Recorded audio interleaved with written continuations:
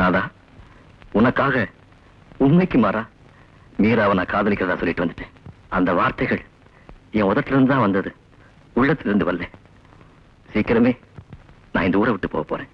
மறுபடியும் சொல்றேன், என்னுடைய கடைசி மூச்சு உள்ள வரைக்கும் உன்னை தவிர என் இதயத்துல வேற யாருக்குமே இடமில்லை.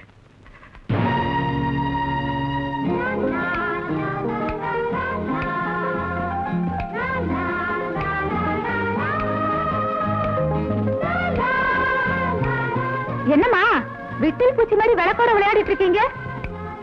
இன்னைக்கு என் மனசு ரொம்ப நிறைஞ்சிருக்கு. ஏதாவது செய்யணும் போல தோணுச்சு. இந்த விளக்கு தான் கிடைச்சது, அதான் விளையாடிட்டு இருக்கேன். சூடா பால் கொண்டாந்து இருக்கேன், சாப்பிடுங்கம்மா. வச்சுட்டு போ, அப்புறம் சாப்பிடுறேன். ஆமா, ராஜேஷ் போயிட்டாரா? ராதாமா கூட ரொம்ப நேரம் பேசிட்டு இருந்துட்டு இப்பதான் போறாரு. அவ்வளவு நேரம் அப்படி என்ன பேசிட்டு இருந்தாங்க? நான் ஒரு சண்டாளி, 2 பேரும் பேசிட்டு இருந்தத ஆரம்பத்துல இருந்தே கேட்காம விட்டுட்டேன். அவங்க கடைசியில பேசிட்டு இருந்தது மட்டும்தான் என் காதுல கணீர்னு விழுந்துச்சு. அப்படின்னு உன் காதுல விழுந்துச்சு? ராஜேஷ் ஐயா ராதாமாவை பார்த்து உன்னை தவிர என் இதயத்துல வேற யாருக்குமே இடம் இல்லைன்னு சொன்னாரு. நான் நினைக்கிறேன் அவங்க 2 பேருக்கும். நீ ஒண்ணு நினைக்க வேணாம், போய் அக்கா வர சொல்லு. சரி. என்னம்மா அங்க உங்க தங்கச்சி விளக்கோட விளையாடிட்டு இருக்காங்க, நீங்க இங்க நெருப்போட விளையாடிட்டு இருக்கீங்க. இப்ப என்ன வேணும் உனக்கு? எனக்கு ஒண்ணு வேண்டாம், உங்க தங்கச்சி கூப்பிடுறாங்க, போய் பாருங்க. சரி நீ போ, நான் போய் பாத்துக்கிறேன்.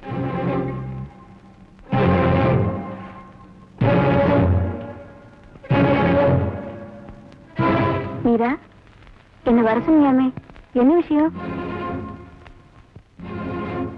மீரா, நீ முகத்தை திருப்பிக்கிற.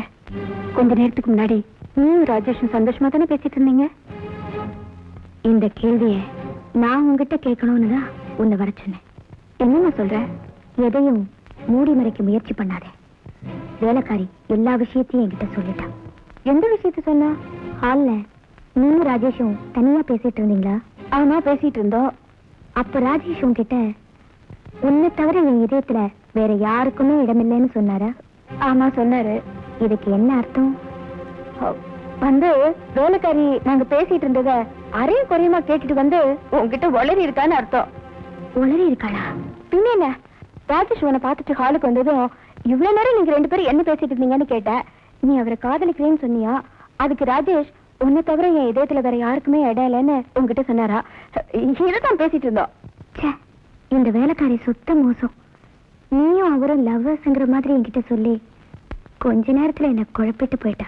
இது பாரு, நீ நினைக்கிற மாதிரி ராஜேஷ் ஒரு கீழ்த்தரமான மனுஷனும் இல்ல. நீ சந்தேகப்படுற மாதிரி உன் அக்கா ஒரு துரோகியும் இல்ல. உன்கிட்ட ஒரு ரகசியத்தை சொல்ல போறேன். நானும் பிரகாஷும் கல்யாணம் பண்ணிக்க போறோம். உண்மையாவா? ஆமா. உனக்கு உடம்பு குணமான பிறகு இந்த நல்ல செய்தியை உன்கிட்ட சொல்லலான்னு இருந்த. இப்பவே சொல்ல வேண்டிய சூழ்நிலையை நீயே ஏற்படுத்திட்ட. திடீர்னு நீ இந்த முடிவுக்கு வர காரணம்? முதல்ல அக்காவுக்கு கல்யாணம் ஆனாதானே தங்கச்சிக்கு நடக்கும். சாரிக்கா, உன்னை சந்தேகப்பட்டதுக்கு என்ன தண்டனை கொடுத்தாலும் நான் ஏத்துக்கிறேன். உனக்கு நான் என்ன தண்டனை கொடுக்க போறேன் தெரியுமா? அக்கா கன்னத்துல முத்தம் கொடுக்கணும்.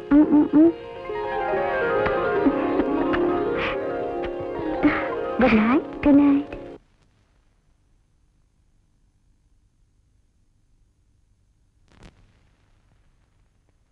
ராதா, வாங்க பிரகாஷ். அவசரமா வர சொல்லி போன் பண்ணிய, என்ன விஷயம்?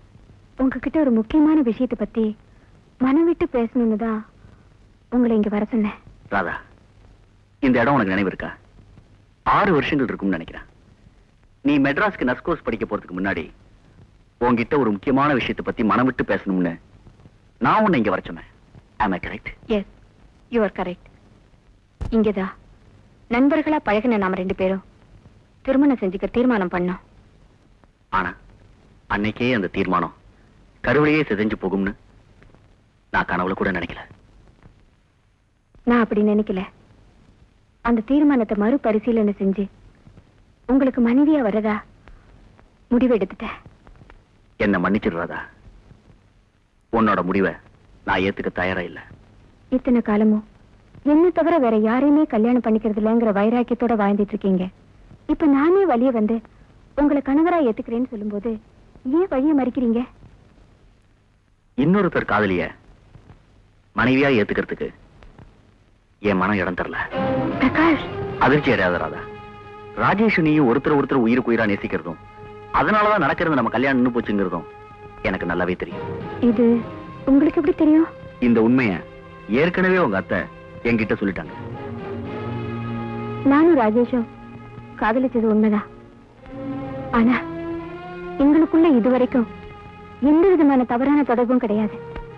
இன்னமும் நான் தீண்டப்படாத மலராத்தான் வாழ்ந்துட்டு இருக்கேன்.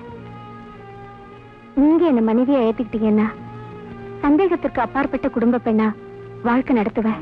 ராதா, நீ யாருக்கு மனைவியா போனாலும் நல்ல குடும்ப பெண்ணா வாழ்ந்து காட்டுவேங்கிறதுல எனக்கு கொஞ்சம் கூட சந்தேகம் இல்லை. ஆனா நீ யாருக்கு மனைவியா போனுங்கிறது தான் காலத்தின் கேள்விக்குறி. என்னை பொறுத்த வரைக்கும் நீ ராஜேஷை தான் கல்யாணம் பண்ணிக்கணும். அதுதான் நியாயம். அது இந்த ஜென்மத்துல நடக்காது பிரகாஷ். ஏன் அப்படி சொல்ற? ஏற்கனவே நானும் ராஜேஷும் காதலர்கள்ங்கிற உண்மை தெரியாம என் தங்க மீரா அவரை உயிருக்குயிரா நேசிக்கிறா. அவ சிறு வயசுல இருந்தே தான் நினைச்சது அடைஞ்சே தேரணுங்கிற பிடிவாத குணம் உள்ளவ. இப்போ அவ ஒரு இதய நோயாளி. அது உங்களுக்கு தெரியும். இந்த இக்கட்டான நிலையில நான் ராஜேஷை கல்யாணம் பண்ணிட்டேன்னா கூட பிறந்தவளே தனக்கு துரோகம் பண்ணிட்டான்னு நினைப்பா. அந்த அதிர்ச்சியில அவ இதயம் நின்னு போயிடும். அதனாலதான் ராஜேஷ் மேல நான் வச்சிருந்த மானசீகமான காதலை என் தங்கையோட நல்வாழ்வுக்காக தியாகம் பண்ணிட்டேன். எனக்கும் ராஜேஷுக்கும் உள்ள உறவு முறிஞ்சு போச்சு. ஆனா எங்களுக்குள்ள தொடர்பு இருக்குமோன்னு மீரா சந்தேகப்பட்டுட்டா. இன்னும் நேரடியா கூப்பிட்டும் கேட்டுட்டா. அவளுக்கு என் மேல ஏற்பட்ட சந்தேகம் அவ மனசை விட்டு நிரந்தரமா மறையணும்னா ராஜேஷை தவிர வேறு ஒருத்தரை நான் கல்யாணம் பண்ணிக்கணும்.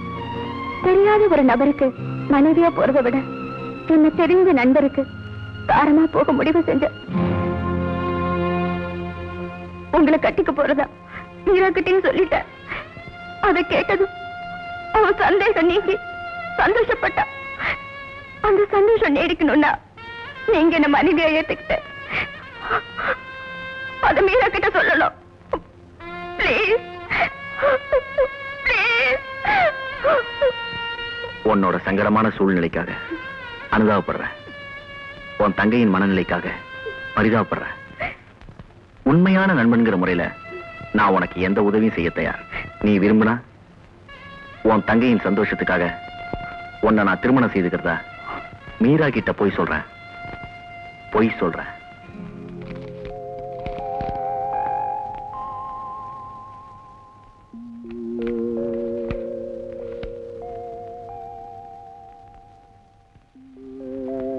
Good evening Meera. Good evening Rajesh. என்ன வர சொன்னியாமே, என்ன விஷயம்? ஒரு குட் நியூஸ். அது முதல்ல உங்ககிட்ட சொல்றதுக்காக தான் மறைச்சேன். அப்படியா? என்ன நியூஸ் சொல்லு. அக்கா ராதாவுக்கு கல்யாணம் நடக்க போகுது. Very good news. மாப்பிள்ளை யார் தெரியுமா? எனக்கு எப்படி தெரியும்? என்ன ராஜேஷ், நீங்களே தெரியாதுன்னு சொன்னா எப்படி? மீரா, யாரா இருக்குன்னு நீங்களே யோகம் பண்ணி சொல்லுங்க பாப்போம். கல்யாணங்கிறது நிச்சயிக்கப்பட்ட விஷயம். அதுல போய் யாருக்கு யார் மாப்பிள்ளைன்னு யோகம் பண்ணக்கூடாது. அது அநாகரிகம். மாப்பிள்ளை யாருன்னு நீயே சொல்லு. Good evening Meera. Good evening doctor. நல்ல சமயத்துல வந்தீங்க. அக்காவை கட்டிக்க போற மாப்பிள்ளை யாருன்னு ராஜேஷ்க்கு தெரியல. நீங்களே சொல்லுங்க. அந்த மாப்பிள்ளை வேற யாரும் இல்ல, நான் தான். அப்படின்னு உங்களை அக்கா என்கிட்ட சொல்ல சொன்னாளா? இல்ல அக்காவுக்காக நீங்க இப்படி ஒரு பொய்ய சொல்றீங்களா? மீரா, நீ என்ன சொல்றமா? எனக்கு ஒண்ணும் புரியலையே. அக்கா, புரியும்படி சொல்றேன். நீ மானசீகமா காதலிக்கிற ராஜேஷ என்கிட்ட அனுப்பி என்ன அவர் காதலிக்கிறதா சொல்ல வச்சியே, அது மாதிரிதான் இதுவும் இல்லையாக்கா? மீரா, நீ எந்த ஆதாரத்தை வச்சுட்டு இப்படி எல்லாம் பேசுற? நீ நினைக்கிற மாதிரி ராஜேஷுக்கு எனக்கும் எந்த வித தொடர்பும் கிடையாது. நான் பிரகாஷத்தான் கல்யாணம் பண்ணிக்க போறேன். நேற்று வரைக்கும் நீ சொன்னதும் இல்ல நான் நம்பினேன். ஆனா ராஜேஷ் என்கிட்ட ஏற்கனவே கொடுத்திருந்த போட்டோ ஆல்பத்தை இன்னைக்கு நான் பார்த்த பிறகுதான் உன்னோட மௌன நாடகத்தை புரிஞ்சுக்கிட்டேன்.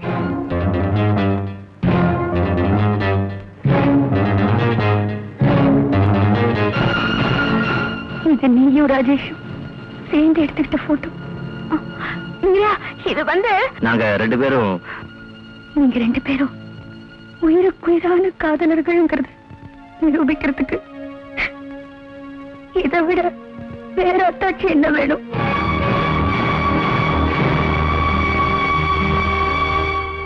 இந்த போட்டோ என் கைக்கு கிடைக்க கூடாதுன்னு ராஜேஷ் ரொம்ப கவனமா இருந்திருப்பார். இது ஆல்பத்துல ஒட்டி வச்ச போட்டோ இல்ல, ஒதுங்கி கிடந்த போட்டோ. என் கண்ணை துறக்கணுங்கிறதுக்காகவே இது அவர் கண்ணில் படாம இருந்திருக்கு. மிஸ்டர் ராஜேஷ், நான் ஒரு தலைபட்சமா உங்களை காதலிச்சேன்.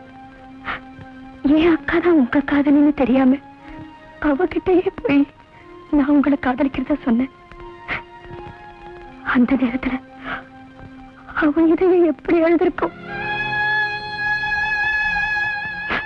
இதை விட கொடுமை என்ன தெரியுமா? நான் உங்களை காதலிக்கிறேன்னு தெரிஞ்சதும் என் காதல் மலரணுங்கிறதுக்காக அவ காதலை விட்டு கொடுத்துட்டு எனக்கு தாயா மாறிட்டா. கொஞ்ச காலம் பழகின எனக்கே உங்களை பிரிய மனசுல பல வருஷங்கள் நெருங்கி பழகிட்டு பக்கத்துல இருந்துகிட்டே பிரிஞ்சு வாழ்ந்தீங்களே, அந்த நரக வேதனையை எப்படித்தான் தாங்கிட்டீங்களோ?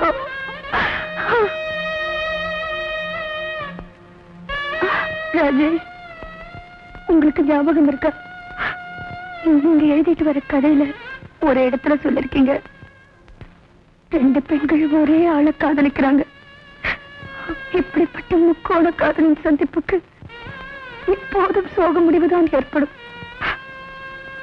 அந்த மாதிரி சோக முடிவை தவிர்க்கணும்னா அந்த 2 பெண்கள் யாராவது ஒருத்தி விட்டு கொடுக்கணும். அப்பத்தான் 2 இதயங்கள் இணைய முடியும். எந்த இதயம் விட்டு கொடுப்பதுன்னு கேள்விக்குறி போட்டிருந்தீங்க. அந்த கேள்விக்குறியை தயவு செஞ்சு எடுத்துடுங்க. எந்த இதயம் பிரியணும்னு எனக்கு தெரிஞ்சு போச்சு. அது இந்த இதயம் தான்.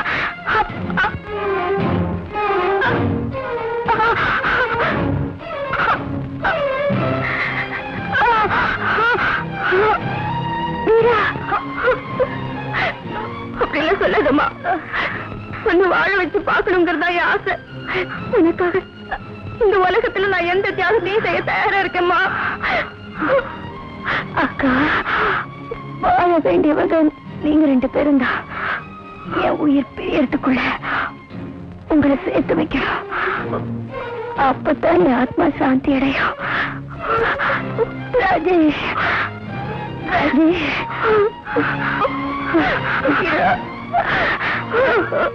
நீங்க 2 பேரும் சந்தோஷமா வாழணும்.